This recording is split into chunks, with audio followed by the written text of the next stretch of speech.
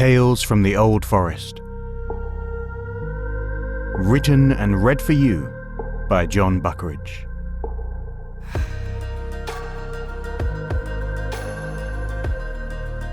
Chapter 8. Into the Lion's Den. "Welcome, my friends," came the slow, relaxed sending tone again. Plentyn couldn't see anyone around them, his eyes scanning the uneven undergrowth for any sign of the voice's owner, until a sleek shape flowed out of a nearby patch of long grass. He marveled at how well the huge creature had been able to hide itself with only grass for camouflage. The lion was a sandy brown color, blending seamlessly against the dry grass. Around his head and shoulders grew a dark, almost black mane. He yawned expansively, taking the chance to show them all his magnificently large teeth. On his shoulder, Plentyn felt Red go tense at the sight, and he knew his friend was wishing there was a tree nearby she could run for cover in. Hopper's eyes were fixed on the new arrival, as if he was checking for any unexpected movements. His ears were flicking this way and that, clearly trying to track any other members of the pride that might be nearby. Maximus was clinging on in his customary place, maintaining a surprisingly dignified stance despite the buffeting he was receiving from Hopper's frantic ears. Only Grandma seemed completely unconcerned and gave a yawn of her own in reply. Ignoring Grandma's lack of reaction, the lion seemed satisfied that his presence had achieved the desired effect. When he was sure they were all suitably impressed, he bowed his head deeply in a great show of welcome. "Welcome, my friends," the newcomer said again, "to the Pride Lands." Plentyn was no expert in reading feline faces, but he got the impression that this lion was extremely proud of himself for the dramatic effect he'd had on the group. The tone in which he'd sent his greeting was so perfectly structured that Plentyn even suspected it was practiced. But he wasn't going to be the one to call out the creature on such an observation. Fortunately, Grandma had no such concerns.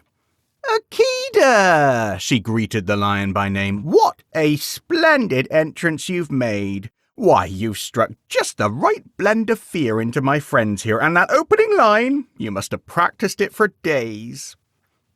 Plentyn knew Grandma well enough to understand exactly what she'd done. On the face of it, she was nothing but encouraging and supporting in what she'd said. But the way she'd said it was clever. She delivered everything in the tone of a proud aunt congratulating an infant nephew at a school play, and it was perfectly delivered. Plentyn could see it had quite taken the wind out of the lion's sails. He visibly deflated, his efforts to appear threatening completely ruined. It's a universal truth that those who've gone to great efforts to appear threatening only really want to provoke one response, for their audience to feel threatened. What they certainly don't want is someone to recognize that's exactly what they were aiming for and, worse still, congratulate them on their efforts. Clearly Grandma was aware of this, and the lion called Akida seemed to wilt before her vicious onslaught of motherly kindness. "You really have grown since I last saw you, Akida," Grandma went on, "and your mane's come in quite beautifully, no more of them patches you had before. Now, would you be so good as to lead us through to Jabari, please? I assume he's still Pride Chief in these parts. I've certainly heard no gossip to suggest otherwise." "Jabari is indeed still Chief," Akida confirmed. "It would be my honor to lead you through to him, Asaseya." Again, Plentyn was struck by how smoothly the lion conversed. For a second, he wondered if this was the lion avatar himself, but he hastily dismissed this thought. It seemed unlikely the great avatar of a species would be acting as a scout and guide for the pride. Clearly, though, the lions knew Grandma and had their own name for her, which sparked Plentyn's curiosity afresh. "What's the name he called you?" Plentyn asked Grandma. "Oh, names," replied Grandma dismissively. "Honestly, I've had so many of them I do quite lose count." She turned her head to Akida, the beads in her braids clicking softly. "And I've known this one for more than long enough for him to recall that I'm mostly known as Auntie among his folk." "You are right, Auntie," Akida agreed, dipping his head again. "I am sorry." "Oh, pish-posh," Grandma dismissed the apology with a wave of her hand. "No apology is necessary, you were only being polite. Now lead on, Akida. I look forward to speaking with Jabari and Amana." With that, Akida turned about and began trekking deeper into the grasslands. Though the interaction with the lion had gone well, Plentyn still felt oddly exposed without the comforting presence of trees surrounding him. He couldn't really remember how long he'd been living in the forest with Grandma, and he was increasingly convinced time didn't really play by the same rules here anyway. But seeing as he struggled to recall his life before the old forest, trees were, more or less, all he knew. Still, something about this open grassland, with a nearby ridge of trees that represented safely, tickled at a memory at the back of his mind. His mother's hand gripping his tighter than tight, running with her towards the tree line, fox-red hair streaming, strong arms carrying him. "Run, Plentyn, run!" He shivered as the memory came back to him, the bare landscape having pulled it from him quite without his intention or consent. "You all right, mate?" came Hopper's sending, and Plentyn was suddenly aware of the presence of the kangaroo beside him. How long has he been there? He realized that at some point he'd come to a complete standstill, his feet stubbornly refusing to move. "How long have I been frozen?" "Plentyn, mate, are you okay?" sent Hopper again. Plentyn couldn't seem to summon any words, but he shook his head gently. He wasn't quite sure if it was a response or an effort to get rid of the unwelcome recollection. On his shoulder, Red was staring at him nervously, not sure of what to make of Plentyn's behaviour. "Sick?" she sent hesitantly. "Bad berries." She moved closer and nestled her tiny head against his cheek in sympathy. At the same time, Hopper laid a forepaw on his other shoulder, concern etched on his eyes. "Do you want me to fetch Grandma? You want me to fetch Grandma?" Plentyn shook his head again, finally managing to force out a few grunting words. "Memory," he told them. "Bad memory." He shook his head again, trying to clear the visions flashing over and over across his mind on a constant loop. His breath seemed to be coming strangely now in little jerking gasps. He couldn't quite seem to fill his lungs, no matter how hard he tried. His eyes were playing tricks too, his vision too focused at the middle and completely blurred at the edges.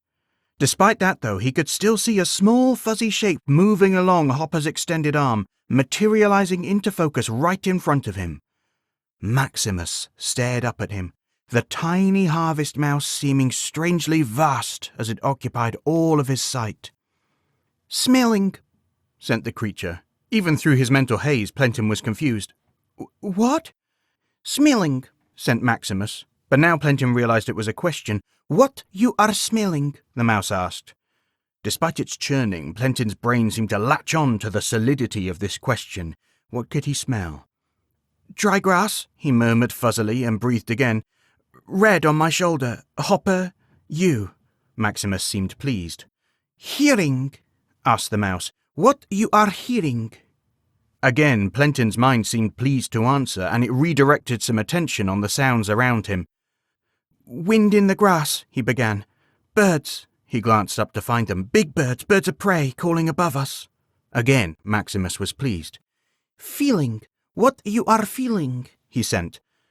"Red soft fur," Plentyn answered immediately this time. "Grass tickling my ankle, Hopper's paw on my left shoulder." He looked at the mouse again, realizing as he did that the haziness was gone from his vision. Taking a quick mental inventory, he realized his breathing was coming smoother too, and he took 2 deep breaths to test it out. His body was returning to his control. He felt the overwhelming panic that had drowned him so completely begin to lift. His skin was clammy with cold sweat, but he could feel warmth coming back to him. He took another breath. "Thank you," he told the tiny creature, not sure what else he could possibly say. "Is no problem," replied Maximus, scurrying back to his customary location between Hopper's ears. "Mice no fear," he sent. "Mice fight fear." Plentyn supposed that must be true. For creatures so small and so often surrounded by danger, the ability to overcome things that terrified them must be a well-practiced art. He wondered idly if this was all part of the magic Dadushka passed on to each generation of mouse kind. "It's the unexpected ones that really get you," sent Hopper, his paw still on Plentyn's shoulder. "The memories, I mean, the ones that creep up on you out of the blue. They're the worst." Plentyn nodded mutely. "You want to talk about it?" Hopper asked. Plentyn shook his head. "No, not yet, anyway," he said. Hopper nodded back, understanding in his eyes. You don't have to till you're ready, he sent. You feel like you're ready to walk on a bit? Plentyn's legs still felt rubbery, but he moved them around and took a few experimental steps. I think so, he confirmed. Together, the four of them began a hesitant procession following Akida and Grandma's trail through the grass. After a few moments, they caught sight of them up ahead. They had clearly stopped to wait, Grandma's purple-green eyes scanning the grassland, her wrinkled brow creased in concern. As she saw Plentyn and the others following beside, she let out a great sigh of relief. There you are, she called behind. I was starting to worry you'd come to mischief. She scanned them over, her sharp eyes taking in Plentyn's pale appearance and the way Hopper walked awkwardly by his side. Is everything okay? She asked. Plentyn caught her eye and nodded silently, willing her to understand he didn't want to explore this any further at the moment. Grandma seemed to comprehend the gaze well enough and didn't press the issue. Her gaze flicked to Hopper, who gave a small nod of his own. This seemed to satisfy her, and she turned back to the path ahead. Lead on, Akida, she instructed, and the six of them trekked across the plains, though Plentyn noted they stayed a lot closer than they had done before. After a little while longer of walking, Plentyn almost felt back to his usual self. He didn't really know what had happened to him. He'd had that memory before. Until recently, those flashes of recollection were the only memories of his parents he had at all. But they'd never seemed so real. Plentyn had heard the word visceral before, and he had some vague notion that it was about things that belonged to you, right at your core. The parts of you that were so hardwired that they could leap into the driving seat every now and then and completely take control. Before, it had just been a word. Now it was a reality. He shivered again, drawing a look of concern from Hopper. He shook his head to the kangaroo. I'm all right, he said. But he wasn't. Not really. Thankfully, Akida chose that moment to distract them all. Welcome, visitors, he announced, still with that sense of practiced theatricality, to the lion's den. Plentyn looked up, suddenly aware he'd been staring at his feet the whole time they'd been walking, lost in his thoughts. Now he'd raised his head. He saw they'd come to a section of grassland where two huge slabs of rock seemed to have made a concerted effort to run into each other. It wasn't quite clear whether they'd once been vertical pillars that had fallen against each other, or whether they'd been driven together by the movements of the earth and the pressure had forced them up above the surface. Whatever the origin, the result was two huge flat rocks that formed an almost perfect triangle the height of a full-grown oak tree ahead of him. This seemed to be one of the few places on the plains where shade was in evidence, and the results were all over it. Ferns, vines, shrubs, and even a few small trees were growing out of the rock formation wherever even the smallest amount of earth could be found.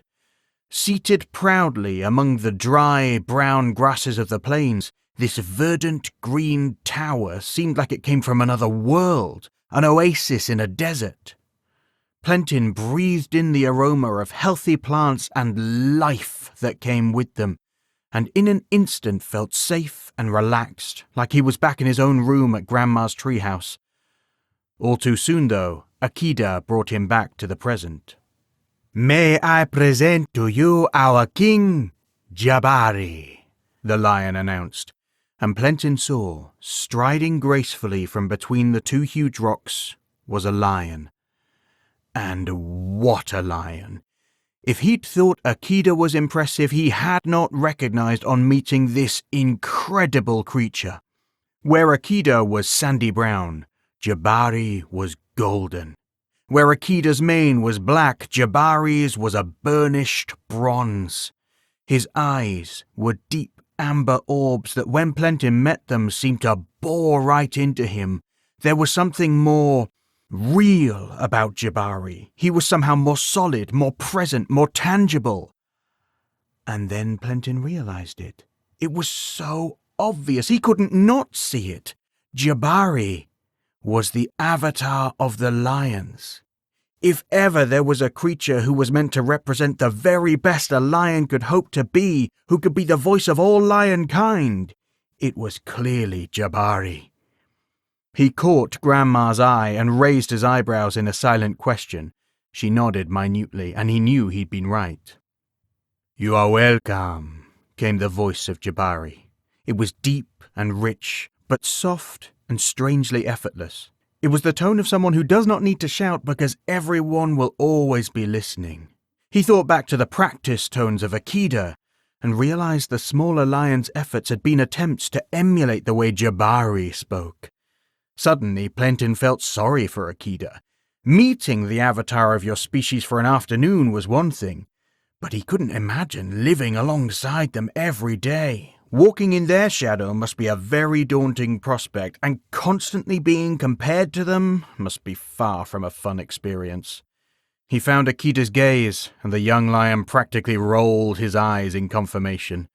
Poor Akida, Plentyn thought. Still, though, his eyes were drawn back to Jabari, who was addressing Grandma like an old friend.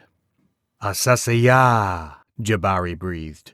Plentyn couldn't quite bring himself to think purr with a creature so impressive and magnificent, but possibly that was the best description of the tone he used when addressing the tiny figure. "You are most welcome to the Brightlands. It has been far too long since we last shared your company." The great lion dipped his head in a deep bow, and unlike Akida, there was nothing showy or pretentious about it. It was exactly what he meant it to be. "Likewise to you, Jabari," said Grandma, returning his bow, though Plentyn noticed hers was significantly less deep than his. "I'm afraid the ever-increasing responsibility of my duties has kept me from wandering about your lands, more's the pity." She said it like she really meant it, and Plentyn felt a stab of guilt that perhaps he was one of the ever-increasing responsibilities she was referencing. "You wear your responsibilities well, Asasaya," Jabari replied warmly. "Oh, nonsense," chuckled Grandma in a surprisingly girlish tone that Plentyn was shocked to realize was almost a giggle.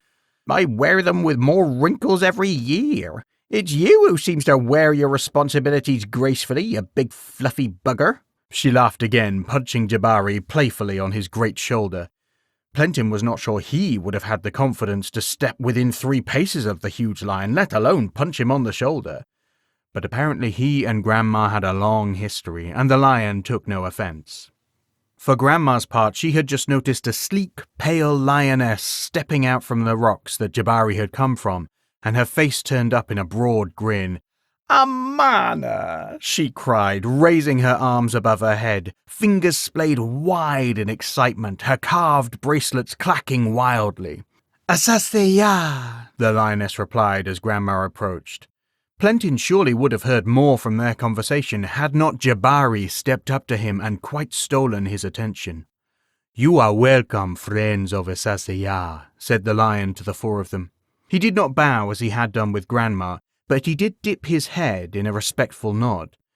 Plentyn wasn't quite sure how he was supposed to respond, and he realized he'd never asked Grandma what he was meant to do.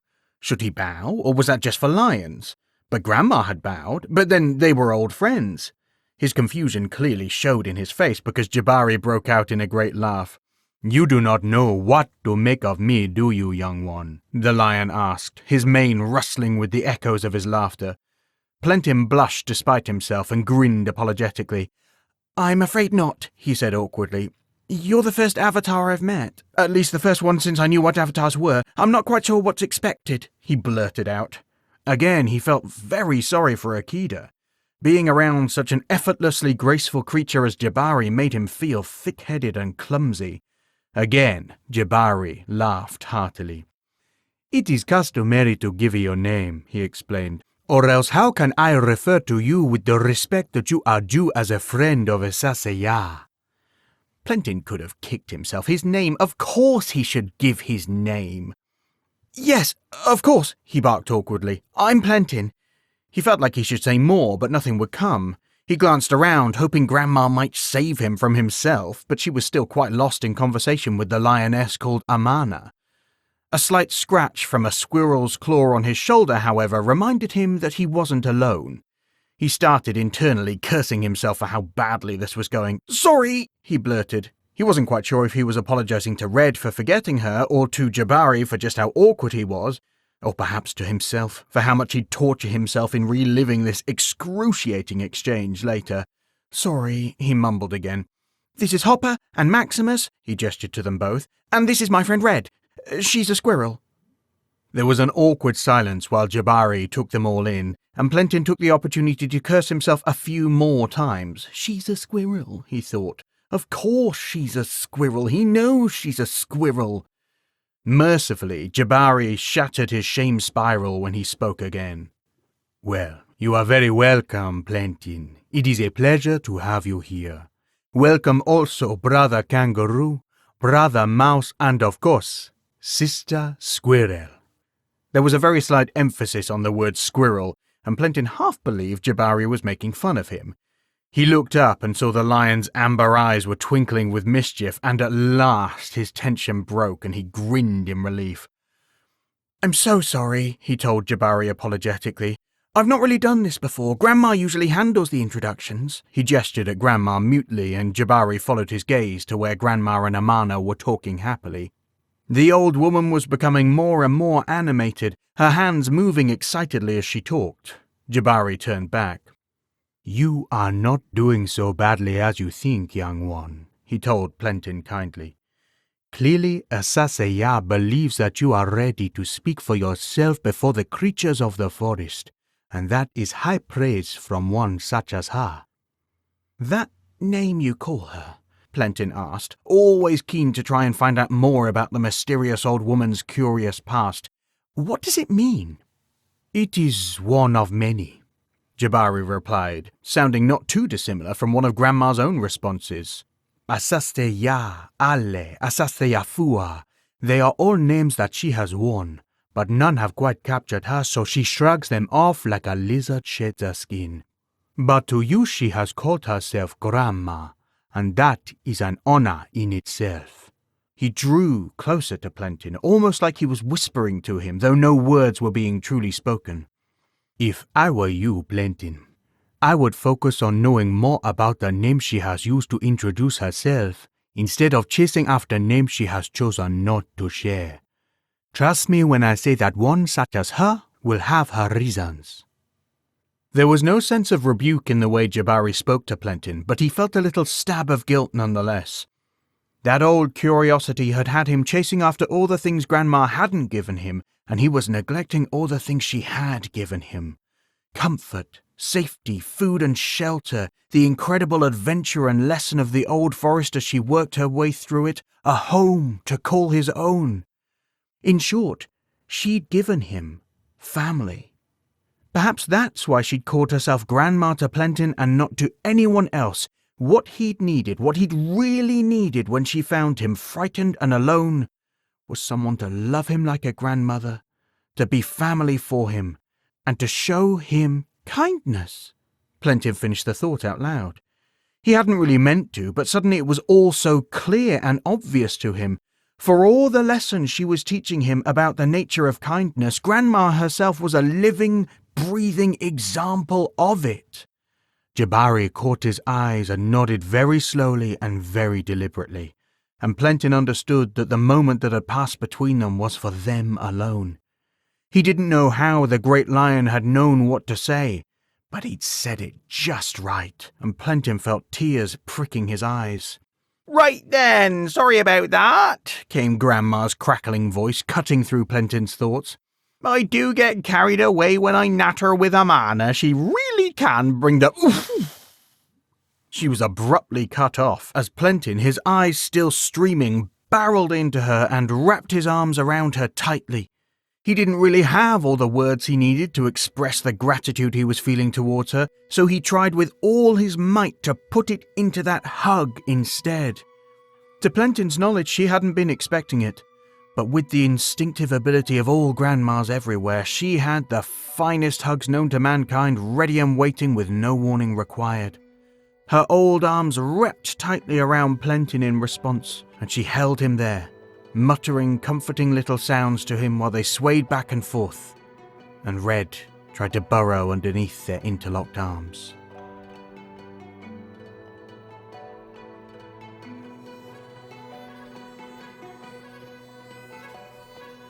Thanks for listening. Tales from the Old Forest was a Settle Stories commission. Written and read for you by Jon Buckeridge. Story editor was Miriam Sarin. Intro music was Adventure is Calling by Vens Adams. Outro music was Conquest of Paradise by Simon Folwar. It was a Parable Arts production.